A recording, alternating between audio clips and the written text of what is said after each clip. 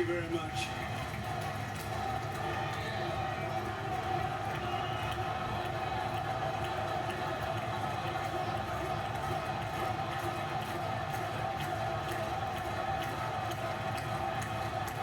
Thank you very much. And we will do it right. We're going to do it right. Let me begin this evening by expressing my gratitude to the American people for your outpouring of love and support following the assassination attempt at my rally on Saturday.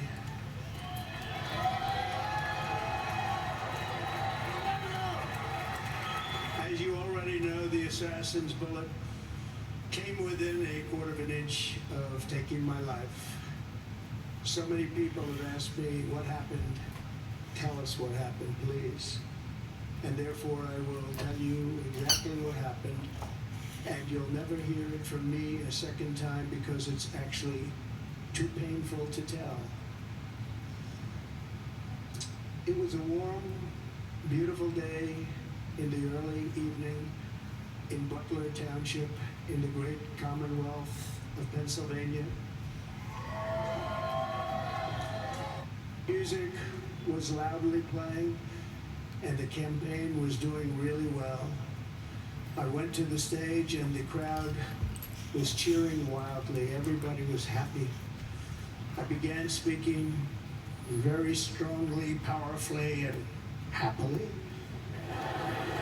because I was discussing the great job my administration did on immigration at the southern border. We were very proud of it.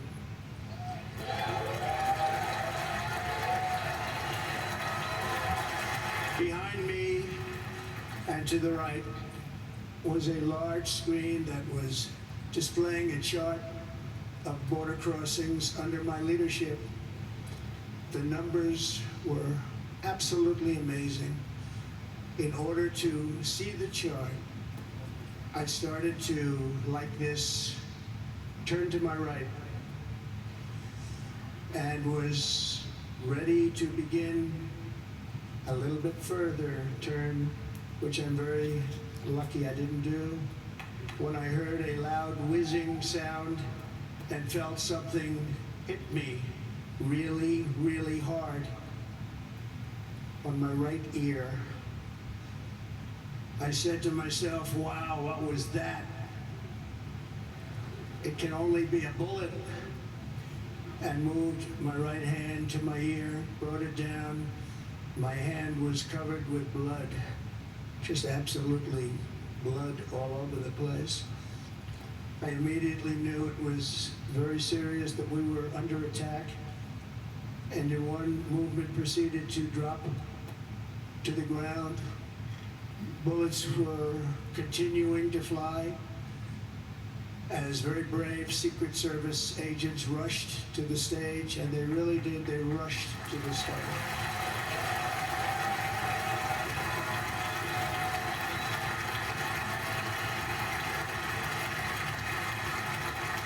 These are great people at great risk, I will tell you, and pounced on top of me so that I would be protected. There was blood pouring everywhere, and yet, in a certain way, I felt very safe because I had God on my side. I felt that.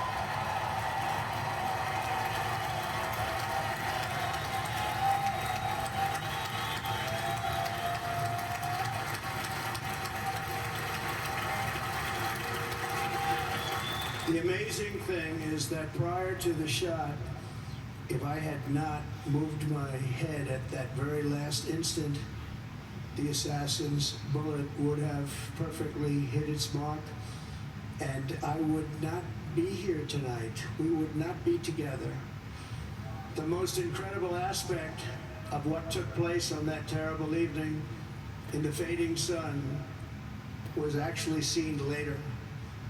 In almost all cases, as you probably know, and when even a single bullet is fired, just a single bullet, and we had many bullets that were being fired, crowds run for the exits or stampede, but not in this case. It's very unusual.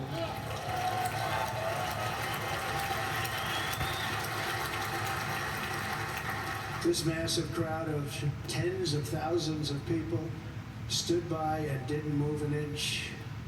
In fact, many of them bravely but automatically stood up looking for where the sniper would be. They knew immediately it was a sniper.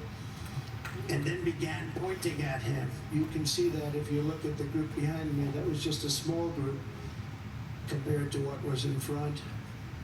Nobody ran, and by not stampeding, many lives were saved. But that isn't the reason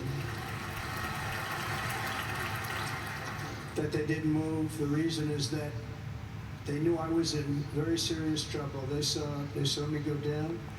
They saw the blood and thought, actually most did, that I was dead. They knew it was a shot to the head. They saw the blood. And there's an interesting statistic. The ears are the bloodiest part. If something happens with the ears, they bleed more than any other part of the body. For whatever reason, the doctors told me that, and I said, why is there so much blood? He said, it's the ears, they bleed more.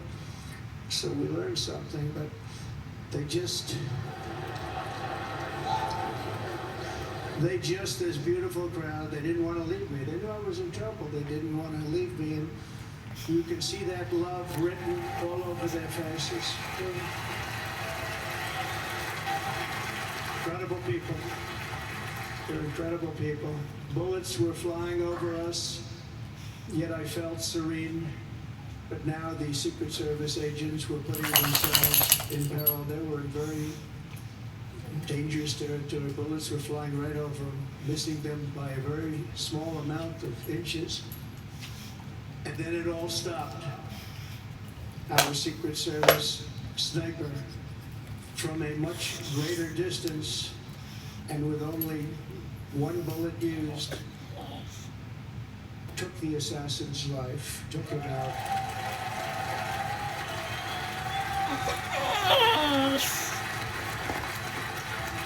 I'm not supposed to be here tonight. Not supposed to be here.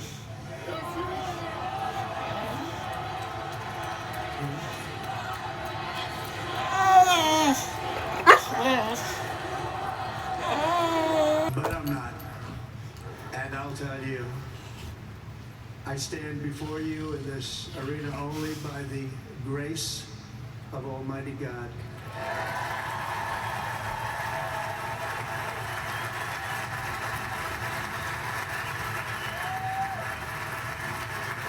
In watching the reports over the last few days, many people say it was a providential moment.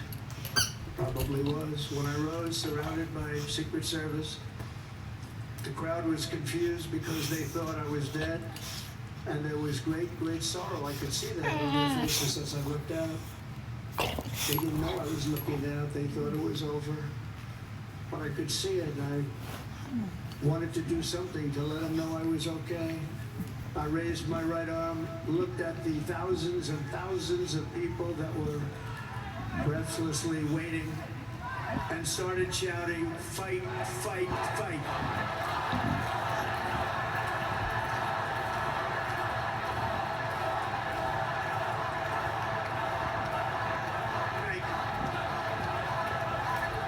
Once my clenched fist went up, and it was high into the air, you've all seen that, the crowd realized I was okay and roared with pride for our country like no crowd I have ever heard before.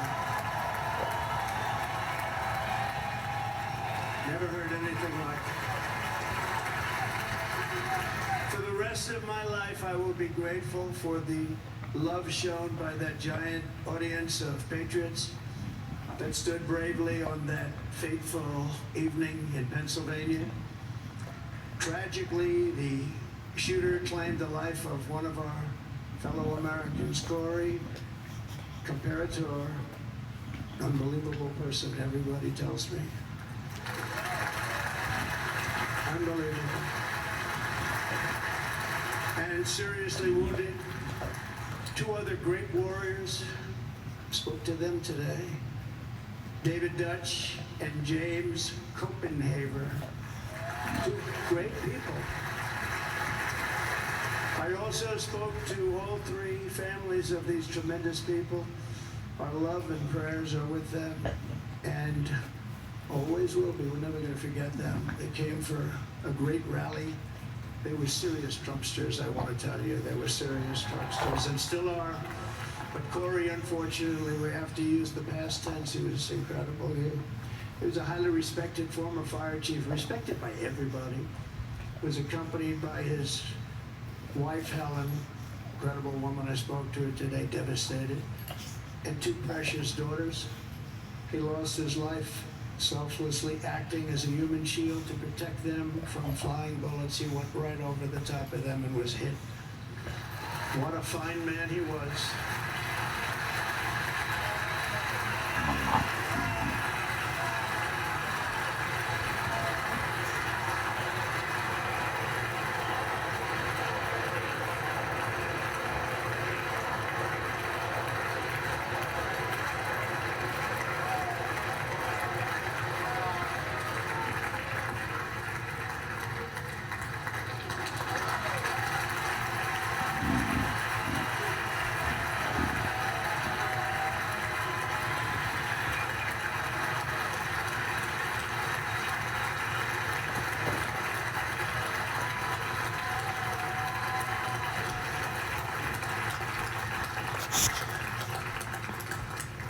I want to thank the fire department and the family for sending his helmet, his outfit, and it was just something that they're going to do something very special when they get it. But we did something which cannot match what happened, not even close.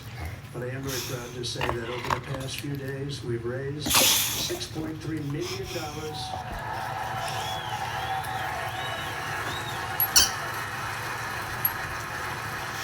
For the families of David, James,